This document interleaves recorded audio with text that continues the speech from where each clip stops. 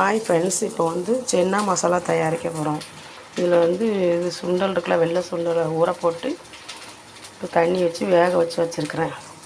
கொஞ்சம் வெள்ளை சுண்டலையும், இது வந்து என்னென்னா வெள்ளை சுண்டலும் கொஞ்சம் தக்காளியும், வேக வச்ச வெள்ளை சுண்டல் தக்காளியும் மையாக பேஸ்ட்டாக அரைச்சிருக்கேன்.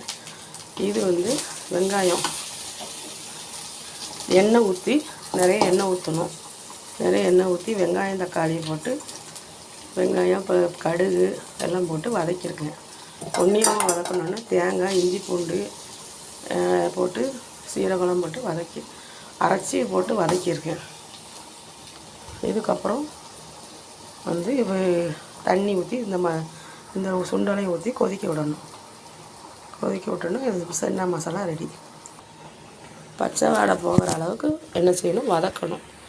நல்லா எண்ணெய் ஊற்றி அடி பிடிக்காமல் பச்சை வாடை போகணும். எண்ணெய் ஊற்றி அடி பிடிக்காமல் வதக்கணும்.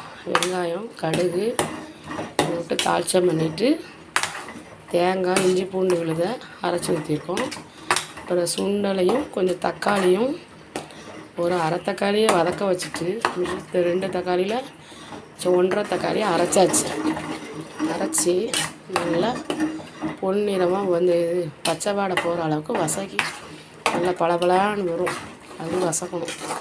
வதக்கி எடுத்துட்டு இந்த மசாலா, கறி மசாலா பொடி, அப்புறமா கொஞ்சம் மஞ்சத்தூள் வத்தத்தூள் போடணும். நான் வந்து எல்லாம் மிக்சிங்கான ஒரு பவுடர் வாங்கி வச்சுருக்கேன். இதையும் போடணும். போட்டோம்னா எண்ணெய் பிரிஞ்சு வரும். நல்லா வதக்க எண்ணெய் பிரிஞ்சு வரும். அந்த ஸ்டேஜில் நம்ம வந்து இதை போடணும். அப்போ தான் நல்லா வாசனையாக மணமாக இருக்கும். சப்பாத்தி எல்லாத்துக்கும் சாப்பிட்டுக்கலாம். இந்த பார்த்திங்களா எப்படி வருது, வதக்க அந்த எண்ணெய் பிரிஞ்சு வரும். இதுக்கப்புறம் இந்த பொடி கறி மசாலா பொடியும் அந்த மல்லிப்பொடி வத்தப்பொடியை போடணும். இப்போ மல்லிப்பொடி வத்தப்பொடி அந்த கறி மசாலா பொடி 3ஐயும் போட்டிருக்கேன். இப்போ லேசாக வதக்கிட்டு தண்ணி விடணும். இந்த தண்ணி ஊற்றி இந்த சுண்டலையும் போட்டு கொதிக்க வைக்கும்.